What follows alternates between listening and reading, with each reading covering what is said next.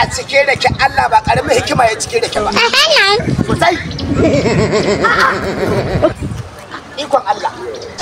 Ikon Allah. Wace da ke Allah mai baiwa iri-iri. Allah gaskiya kai.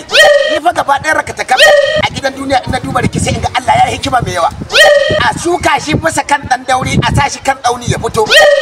Allah ya tashi ya shirga mai zaki. Kai ni fa harka ta da ke fa.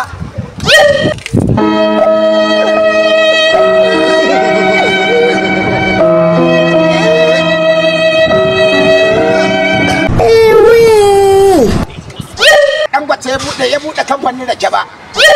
Saboda ni ne ya sa aka buɗe kamfanin rake. Saboda an gane watanni na rake ne.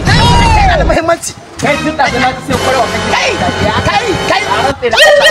kai yaro san yayyanke ka ni da kai ka tun da ka cika gurin ihu da ke kai wanda ke san yaro wannan ga karaman dan iska ne kai ka sani akai da ke lokacin da ne iskanci a Ubajana lokacin ina harka da rake a ina kenan Ubajana ina jin ka ce min dalar rake duk wani dan rake in ya zo daga arewa sai ka daga Ubajana can Ubajana Dangote ya bude kamfani na rake kowa ya bude kamfanin rake ba saboda ni ya bude kamfanin rake saboda an gane harkar siga harkar zaki inda harkar ai yaro kai duru fa ba cin duru ako a taro ai yaro fere ku ai